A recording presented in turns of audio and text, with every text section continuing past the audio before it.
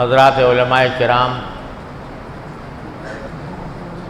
میرے قابل احترام اور قابل تعظیم بزرگوں، دوستوں، ساتھیوں، السلام علیکم ورحمۃ اللہ تعالی وبرکاتہ۔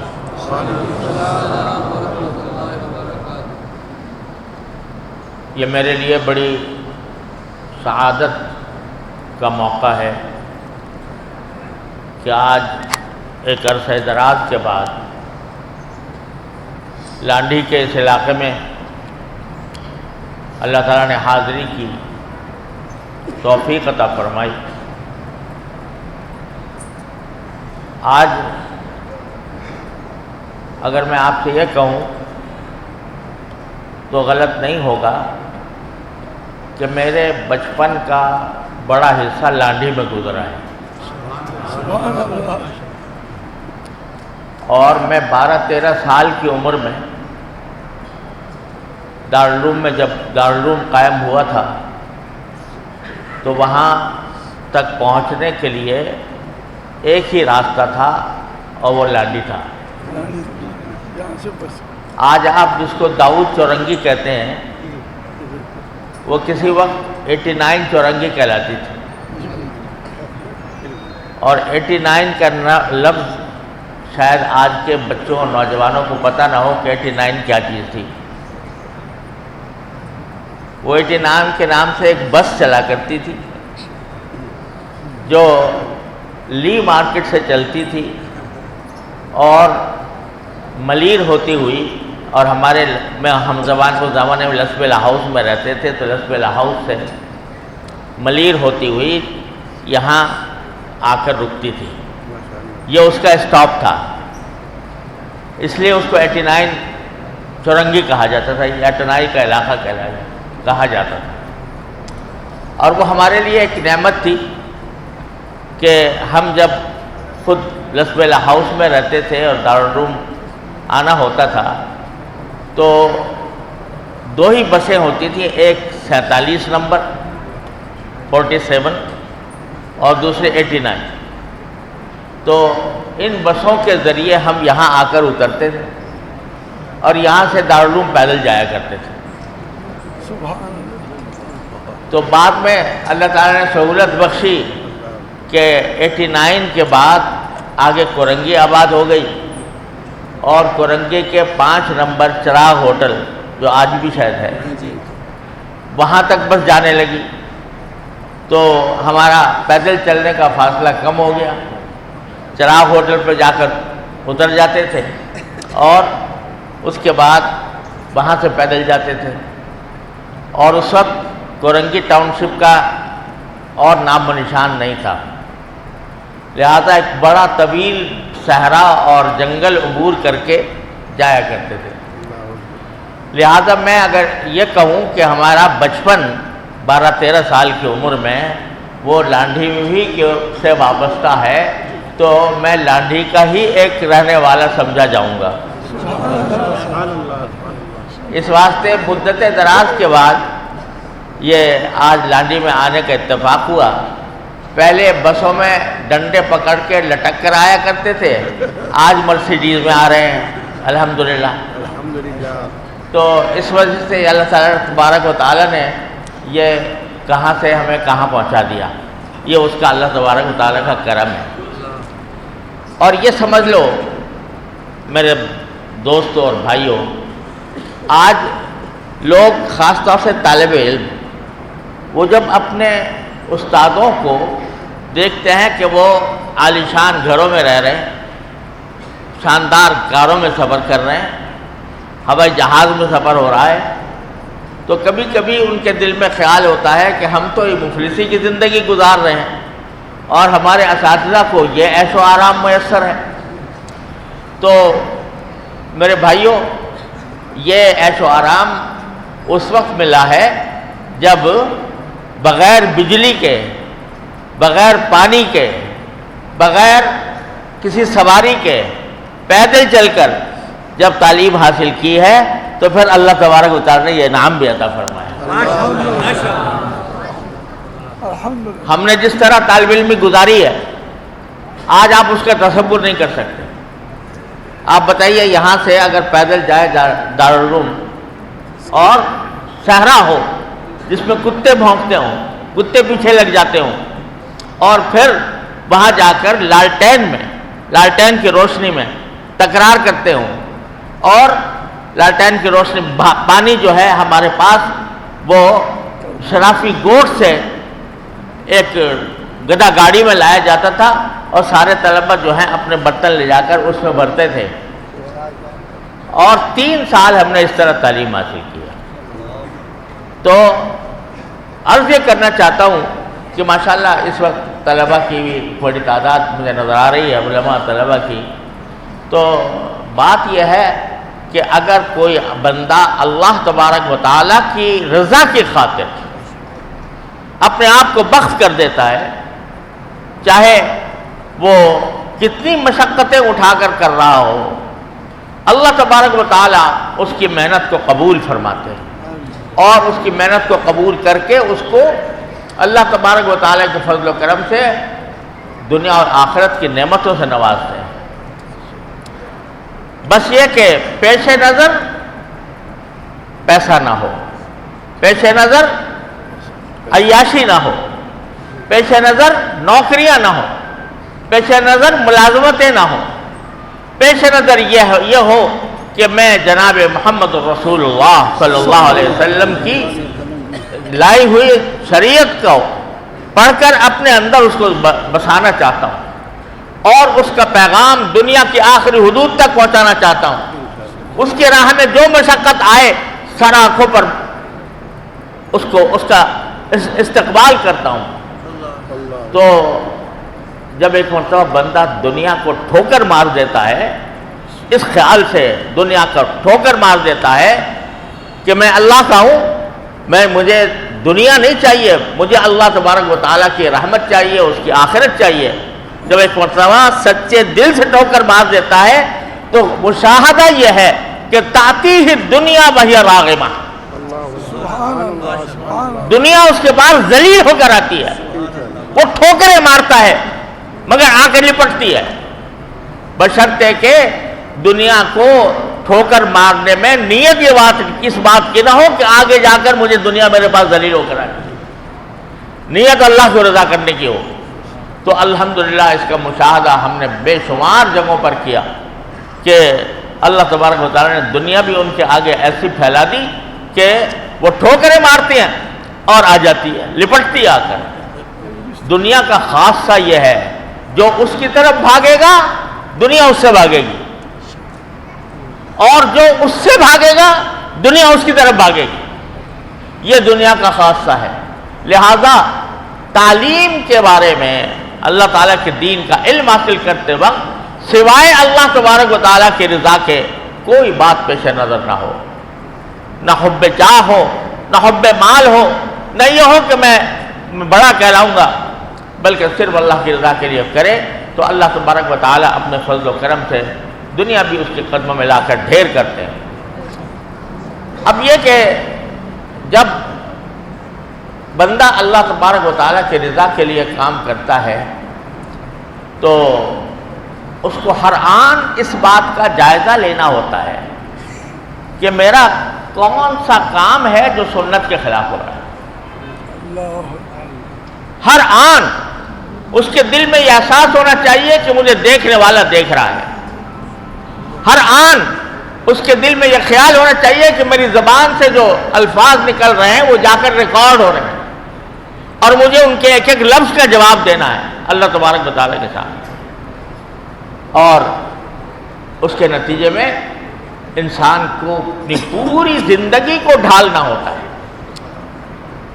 دیکھیں الحمدللہ اس وقت ایسے حضرات کا مجمع ہے جو مسجد میں آنے والے ہیں, نماز باجماعت پڑھتے ہیں اللہ تعالیٰ کے فضل و کرم سے. تو یہ اللہ تعالیٰ کی بہت بڑی نعمت ہے جس کا جتنا شکر ادا کیا جائے کم ہے. لیکن دین کے کچھ شعبے ایسے ہیں جو ہم بھلائے بیٹھے ہیں اور ان کی طرف ہماری توجہ نہیں. وہ ہیں معاملات, معاشرت, اخلاق، معاملات آیا ہمارے ٹھیک ہو رہے ہیں کہ نہیں، ہماری تنخواہ حلال ہو رہی ہے کہ نہیں، اگر ہم کسی جگہ ملازم ہیں تو اس کو پورا وقت دے رہے ہیں کہ نہیں۔ قرآن کریم میں فرمایا وَيْلٌ لِّلْمُطَفِّفِينَ الَّذِينَ إِذَا اكْتَالُوا عَلَى النَّاسِ يَسْتَوْفُونَ وَإِذَا كَالُوهُمْ أَوْ وَزَنُوهُمْ يُخْسِرُونَ۔ دردناک عذاب ہے ان لوگوں کے لیے جو ڈنڈی مارتے ہیں کہ دوسرے سے اپنا حق لینا ہو تو پورا پورا لیں گے، ایک ایک پیسے میں جان دیں گے، اور اپنا حق کسی کو دینا ہو تو اس میں ڈنڈی مار جائیں گے۔ اس کے اوپر فرمایا ویل ہے ان کے لیے، زبردناک دردناک عذاب ہے۔ تو اگر ایک آدمی ملازم ہے کہیں، اس نے 8 گھنٹے کی ڈیوٹی دینی ہے، اگر وہ 8 گھنٹے میں اگر آدھے گھنٹے کی بھی کمی کرے گا تو وہ اس کم ناپنے کم تولنے کے عذاب میں مبتلا ہوگا، اس کے گناہ میں مبتلا ہوگا۔ اس کو نہیں سمجھا جاتا کہ ہم یہ کوئی دین کے خلاف کام کر رہے ہیں۔ بہت سے لوگ ملازمت کے وقت میں قرآن شریف کی تلاوت کر رہے ہیں، اپنے فرائض ان کے ذمہ موجود ہیں، ان کو ادا کرنا ہے، مخلوق خدا انتظار میں ہے اور وہ تلاوت قرآن میں مشغول ہے۔ یہ تلاوت ان کو کہیں اجر کا سبب نہیں بنے گی، یہ گناہ کا سبب بنے گی، اس لیے کہ تم نے جو وقت تھا کسی کے حق کا وہ دبایا، وہ مارا اور کسی اور کام میں لگ گئے۔ اب اس کا خیال کہ آیا میں اپنے فرائض ادا کر رہا ہوں کہ نہیں کر رہا، معاملات میں جو روٹی کھا رہا ہوں، جو لقمہ میرے پیٹ میں جا رہا ہے، وہ حلال ہے طریقے سے حاصل ہوا ہے یا حرام طریقے سے حاصل ہوا ہے۔ کہیں ایسا تو نہیں ہے کہ میں کسی جگہ پر رشوت لے لیتا ہوں، رشوت دے دیتا ہوں۔ اس کا خیال معاشرت میں یہ جو رسول کریم سرورت عالم صلی اللہ علیہ وسلم نے 2 ارشاد ایسے فرمائے کہ اگر ہم اپنی زندگی میں ان کو اپنا لیں تو ہمارا سارا معاشرہ صاف ستھرا ہو جائے۔ ایک ارشاد یہ کہ المسلم من سلم المسلمون من لسانہ ویدہ، مسلمان وہ ہے جس کی نہ زبان سے کسی کو تکلیف پہنچے نہ ہاتھ سے کسی کو تکلیف پہنچے۔ اور حضرات فقہاء اور محدثین نے فرمایا کہ ہاتھ اور زبان ہی کی تو اس لیے ذکر کیے گئے ہیں کہ عام طور سے تکلیفیں ان سے پہنچتی ہیں، لیکن کسی بھی طرح دوسرے کو تکلیف پہنچا، اتنا شریعت نے دوسروں کو تکلیف سے پہنچانے کا، اتنا بچانے کا اتنا خیال رکھا ہے کہ کسی کو نفسیاتی ذہنی تکلیف بھی نہ ہو۔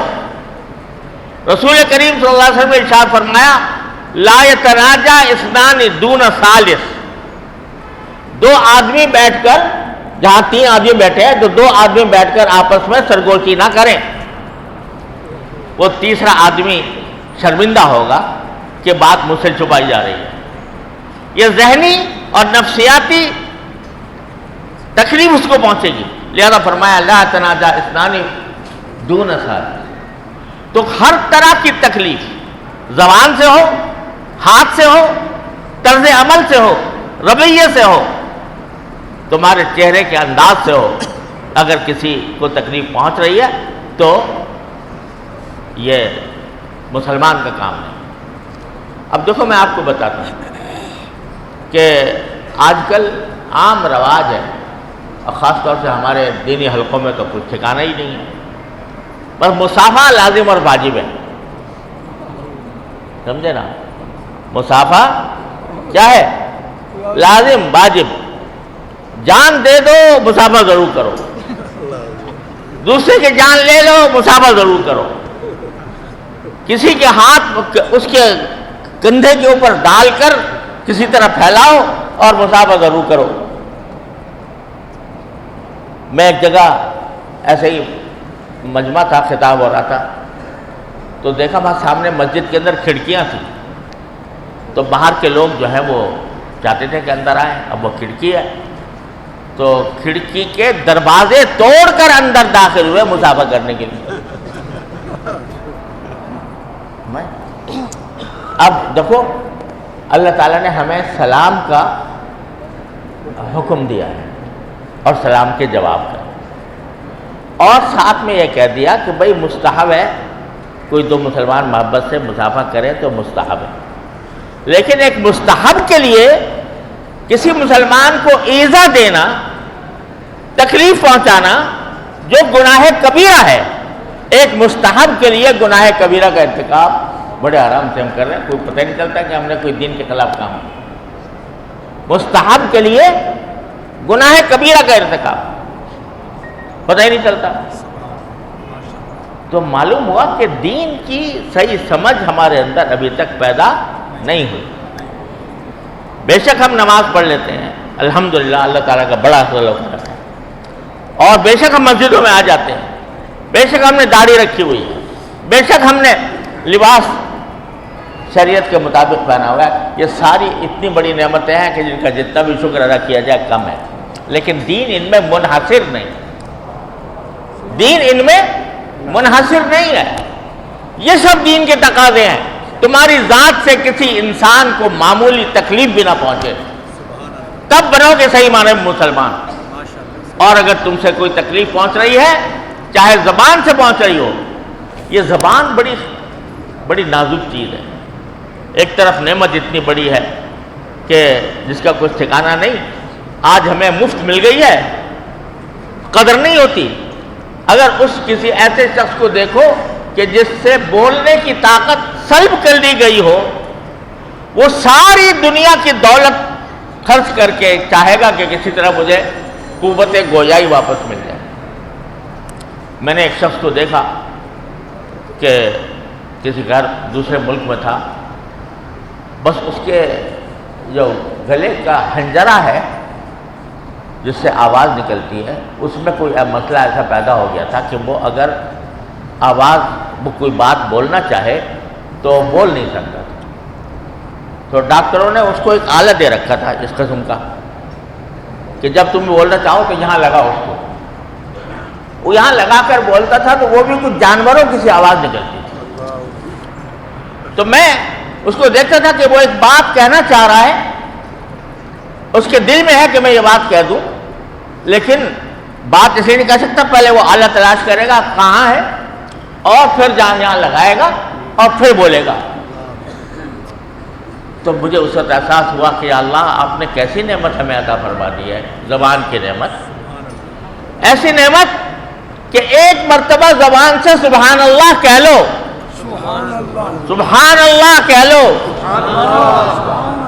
میزان عمل کا آدھا پلہ بھر جاتا ہے۔ ایک مرتبہ سبحان اللہ ہے، اور الحمدللہ کہہ لو، تملأ المیزان، حدیث میں آتا ہے میزان کو بھر دیتا ہے الحمدللہ یہ کلمہ۔ یہ زبان ایسی چیز ہے کہ اس سے آدمی جہنم کے 7ویں طبقے سے نکل کر جنت کے اعلیٰ ترین طبقے میں پہنچ جاتا ہے، صرف اس طرح کہ اشہد ان لا الہ الا اللہ واشہد ان محمد رسول اللہ کہہ دیا، 70 برس کا کافر بھی ہو وہ جہنم سے نکل کے جنت میں پہنچ جاتا ہے۔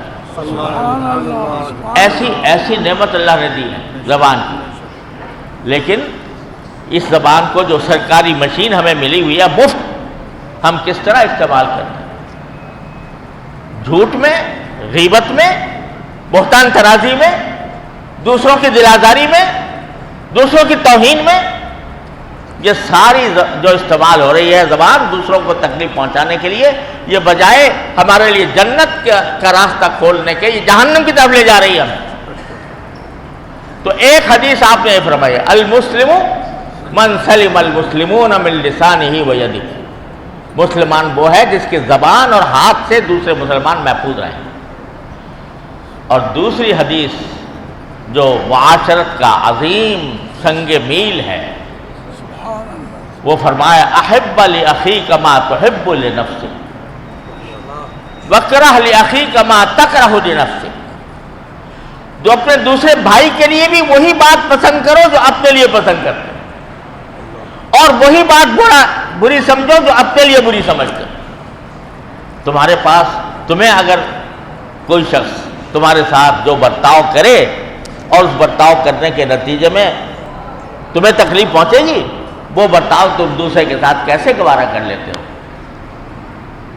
یہ تو ایسا ہی ہوا جیسے لطیفہ مشہور ہے کہ ایک صاحب وہ اپنے دوست سے کہا کرتے تھے کہ بھائی جب ہم تمہارے گھر جائیں گے تو کیا کھلاؤ گے، اور جب تم ہمارے گھر آؤ گے تو کیا لے کر آؤ گے؟ جب ہم تمہارے گھر جائیں گے تو کیا کھلاؤ گے، اور جب تم ہمارے گھر آؤ گے تو کیا لے کر آؤ گے؟ تو سارا استحقاق ہمارا ہے، دوسرے کا کچھ بھی نہیں۔ تو احب لاخیک ما تحب لنفسک، اپنے لیے وہی پسند کرو، دوسرے کے لیے وہی پسند کرو جو اپنے لیے۔ جو جملہ تم دوسرے کے بارے میں کہہ رہے ہو، اگر وہ کوئی دوسرا جملہ تمہارے بارے میں وہی بات کہے، دل پہ چوٹ لگے گی یا نہیں لگے گی؟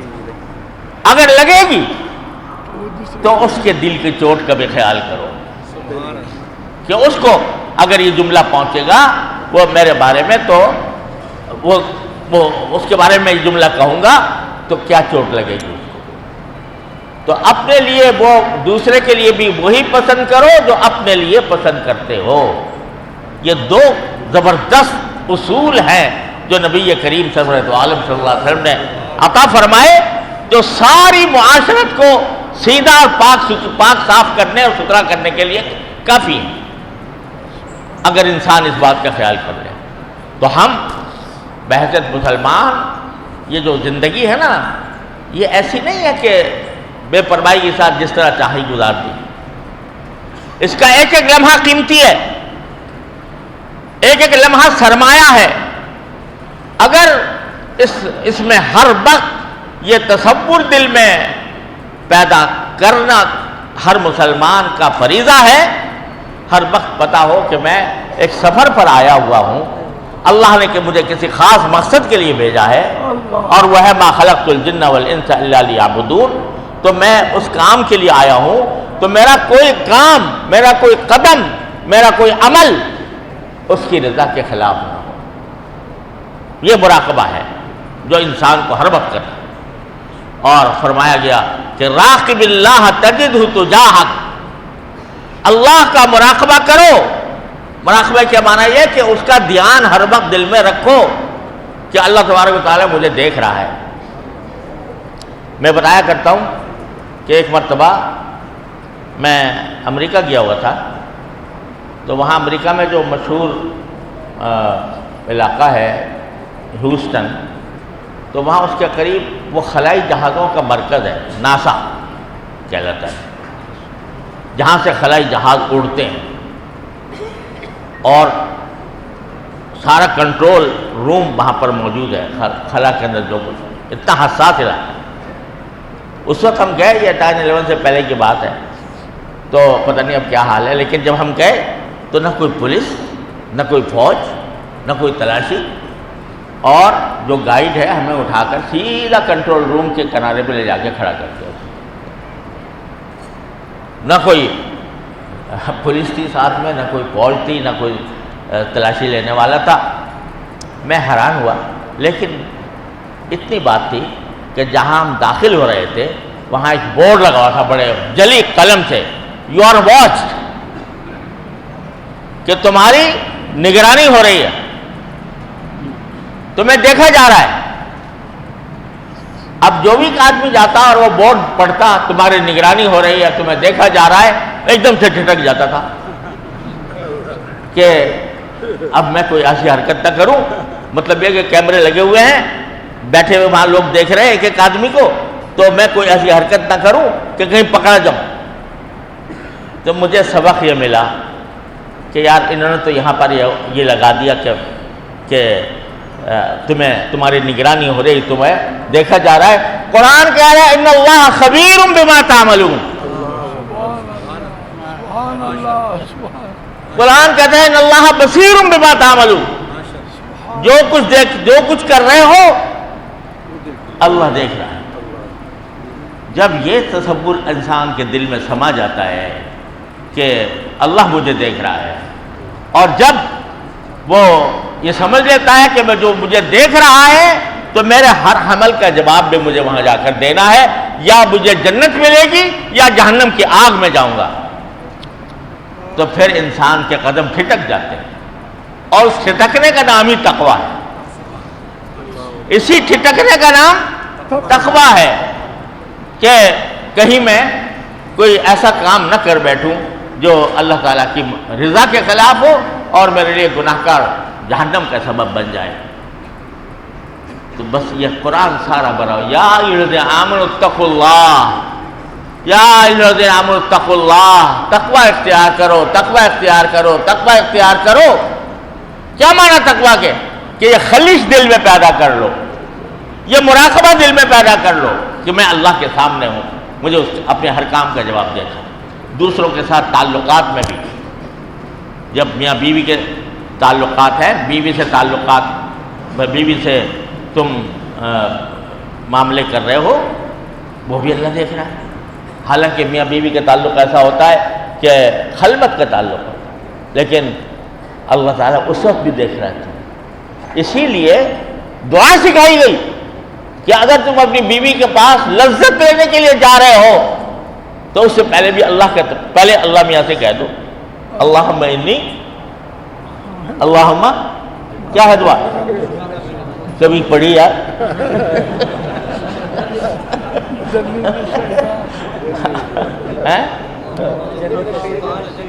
جنب الشیطان ما رزقتنا، ٹھیک ہے؟ اس وقت جاتے میں بھی کہتے ہیں اللہ میاں کو یاد کرو پہلے، پھر جاؤ۔ تو اللہ تبارک و تعالیٰ کے ذکر، اس کی یاد، اس کا خیال، اس کی خشیت، اس کی موجودگی کا احساس، یہ ہے تقویٰ۔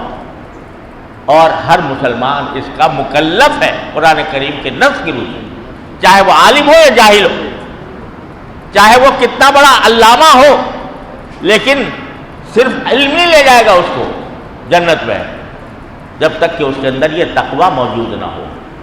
تو میرے بھائیوں اور عزیزوں اور دوستوں، اللہ تعالی ہمیں اپنا دھیان عطا فرمائے، اپنا دھیان عطا فرمائے۔ یہ ذکر کس لیے کیا جاتا ہے؟ اس لیے کیا جاتا ہے تاکہ دھیان دل میں پیدا ہو۔ یہ سبحان اللہ الحمدللہ تسبیحات کیوں پڑھتے ہیں؟ اس لیے پڑھتے ہیں تاکہ وہ ذکر دل میں پیوست ہو جائے، اللہ کی یاد دل میں پیوست ہو جائے، بندہ جو کام کرے وہ اللہ تعالیٰ کی رضا کے مطابق کرے۔ تو بھائی اگر آج کی محفل میں ہم ارادہ کر لیں کہ ہم انشاءاللہ باری تعالیٰ کی موجودگی کا، اس کے دیکھنے کا احساس کریں گے، اور صرف عبادات ہی میں نہیں کہ جب مسجد میں ہے تو تقویٰ ہے، اور بازار میں ہے تو تقویٰ نہیں ہے، اور بیوی کے ساتھ ہے تو تقویٰ نہیں ہے، اور بہن بھائیوں کے ساتھ ہے تو تقویٰ نہیں ہے، دوست و احباب کے ساتھ ہے تو تقویٰ نہیں ہے۔ ارے تقویٰ ہر جگہ ہے، اس لیے کہ اللہ ہر جگہ دیکھ رہا ہے، اللہ نے ہر جگہ کی ہدایات دی۔ تو میں خاص طور پر عرض کرتا ہوں کہ الحمدللہ اللہ تعالیٰ کے فضل و کرم سے جہاں جو بیٹھے ہیں وہ الحمدللہ عبادات اپنے حد تک، بساط کی حد تک ادا کرتے ہیں، لیکن معاشرت میں، معاملات میں، اخلاق میں، دوسروں کے ساتھ برتاؤ میں، اس کے اندر ہمیں خاصی کمی اپنے اندر نظر آتی ہے۔ اللہ تبارک و تعالیٰ اپنے فضل و کرم سے اس کمی کو دور فرما دے۔ ماشاءاللہ یہ مسجد تعمیر ہوئی ہے، اللہ تبارک و تعالیٰ کے فضل و کرم سے اللہ کے نیک بندوں نے اپنے مالی اور جانی خدمات پیش کر کے اس مسجد کو یہاں تک پہنچایا۔ اللہ تعالیٰ ان کو بہترین جزا دنیا و آخرت میں عطا فرمائے، اور ساتھ ہی اس مسجد کی تعمیر کے بعد اس مسجد کو آباد کرنے کی بھی توفیق عطا فرمائے۔ مسجد کہاں سے آباد ہوتی ہے؟ مسجد آباد ہوتی ہے اللہ تعالیٰ کے ذکر سے، اللہ تعالیٰ کی عبادت سے، اللہ تعالیٰ کے دین کی تعلیم سے، اللہ تعالیٰ کے دین کی تبلیغ سے، اللہ تبارک و تعالیٰ کا پیغام دنیا تک پہنچانے سے۔ اور میں ہر جگہ جہاں مسجد ہوتی ہے تو یہ گزارش کیا کرتا ہوں کہ اہل مسجد کا یہ ایک کام ہونا چاہیے کہ اپنے محلے کے اندر جو لوگ کہ نماز میں نہیں آتے ان کی خدمت میں جا کر محبت سے، پیار سے ان کو نماز کی باجماعت کی تلقین کریں، ان کو یہاں آنے کی دعوت دیں، ان کے اندر نماز باجماعت کی جو تاکید اور اہمیت ہے وہ دلوں میں پیدا کرنے کی کوشش کریں۔ ہم خود تو پڑھ ہی لیتے ہیں اللہ کے فضل و کرم سے، لیکن جو نہیں پڑھ رہے وہ بھی ہمارے بھائی ہیں، ان سے ہم محبت کے ساتھ پیار سے ہم ان کو دعوت دے سکتے ہیں۔ الحمدللہ تبلیغی جماعت کا جو کام ہے وہ اس لحاظ سے بڑا مؤثر اور بڑا مفید ہوتا ہے، تو اس کے اندر حصہ لیا کریں اور اس طرح گشت بھی ہوا کرے اور اس طرح لوگوں کو دعوت بھی دی جائے۔ اسی سے انشاءاللہ مسجد آباد ہوگی۔ اللہ تبارک و تعالیٰ اس کو ظاہری اور باطنی ہر اعتبار سے آباد فرمائے اور ظاہری اور باطنی ترقیات عطا فرمائے۔ وآخر دعوانا الحمدللہ۔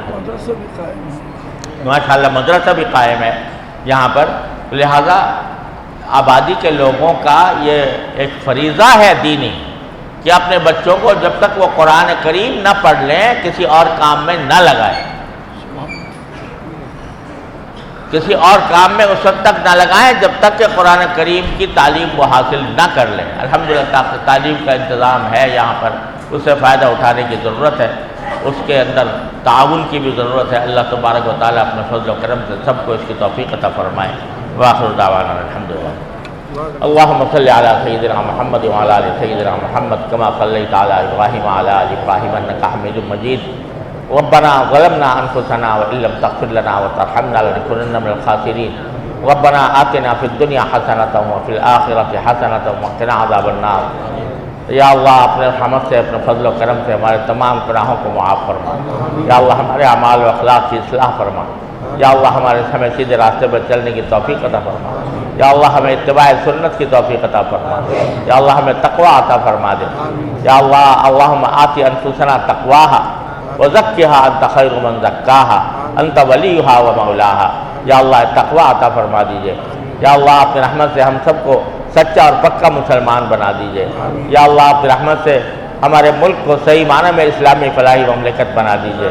یا اللہ اس کے راستے کی رکاوٹوں کو دور فرما دیجئے۔ یا اللہ ہمیں، ہمارے عوام، زعماء، حکام سب کو ہدایت عطا فرما، ہم سب کو ہدایت عطا فرما۔